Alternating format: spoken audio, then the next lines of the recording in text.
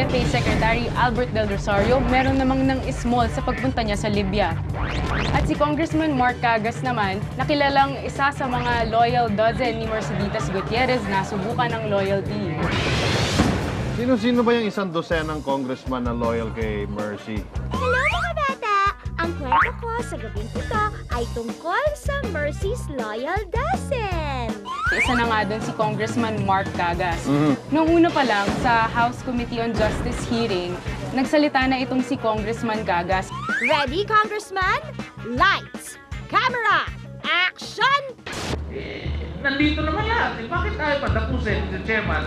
Total fair naman tayo, di ba? Sinabi niya na ituloy na natin itong impeachment proceedings na to. We are not a committee who railroads. So let us finish it today and dispense the people and all the members of the committee of the March 2 and 8 and 9 hearings, Mr. Chairman. Nagmamadali much, Mr. Congressman? Lumabas lang siya. Sige na, mauna ka na. Hihingi lang ako. At pagpasok niya, di nagbotohan na.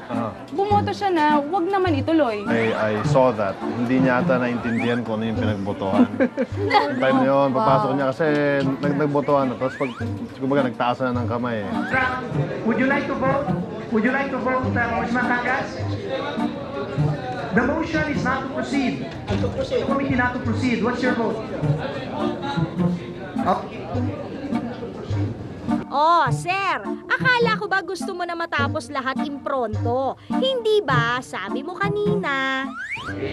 Nandito naman lahat. Bakit tayo patapusin? Bakit tayo patapusin, Mr. Chairman? Total fair naman tayo, di ba? We are not a committee who railroads. So let us finish it today and dispense the people and all the members of the committee of the March 2 and 8 and 9 hearings, Mr. Chairman. Parang tumatagal na itong issue sa Libya. Ayaw bumaba ni Gaddafi. Kamusta naman ang sitwasyon ng mga Pinoy doon? And we've been adding to it by the day. There was a backlog actually in Dubai, and it's not easy to get tickets. So we've sent chartered flights to Dubai to bring people back. 11,000 na yung nailigas from Libya. Pero sa 11,000 na yun, 2,000 pa lang yung nakakabalik dito sa Pilipinas.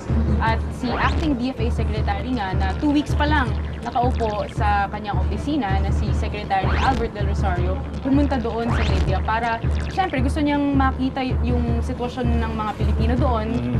So marami ang humanga sa kanya kasi 71 years old na siya eh. Kahit dangerous para sa kanya, he took the risk, di ba? So pati mga media, lahat praised him.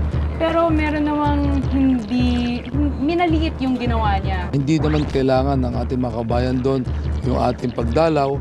Ang kailangan nila ay yung bus at pasasakyan pa uwi. Doon sa Senado, may na-tsempuhan natin si Senator Villar at doon nga niya sinabi na Sapagkat ako naunawa ko yan. Bisan sa gobyerno, talagang pag wala kang pera, mabagal talagang galaw. Mahalang gas! Kaya naman pala hirap ang gobyerno natin sa pagpapaandar ng makina ng pagresponde sa pagtulong sa mga kababayan nating nasa Libya. Siyempre nananawagan na lamang tayo sa pribadong sektor at magtulong-tulong tayo lahat dito. and then nagbigay siya ng tip sa gobyerno. Sana ang government ay merong isang parang SWAT team. O ako nga, kung kailangan magtayo ng isang departamento ng OFW, dapat igawin. Na-interview natin ng exclusive si Secretary Del Rosario dun sa kanyang bahay just a few hours before sila umalis ni Pangulong Aquino papuntang Indonesia kasi nandun na sila ngayon.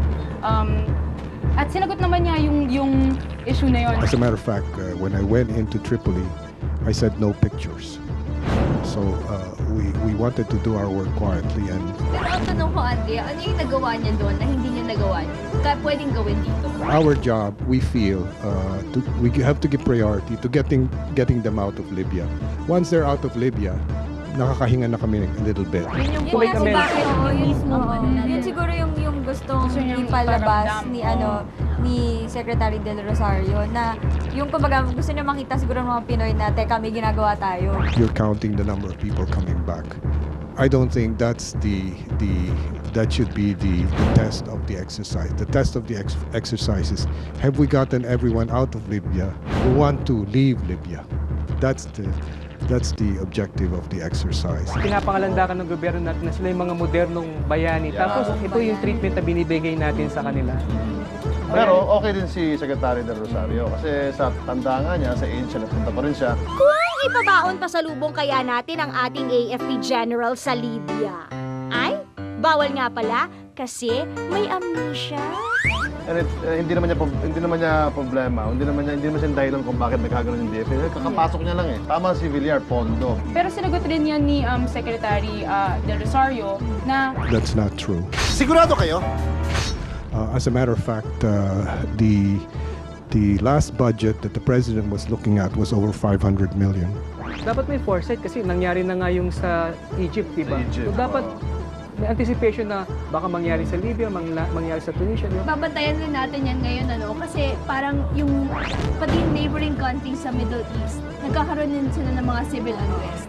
pero mukha namang deadma itong si Secretary Del Rosario dahil nung sinabi nga natin yung mga allegation na yon ay ang sagot lang niya, We set a deadline, an internal target of 6 days for ourselves.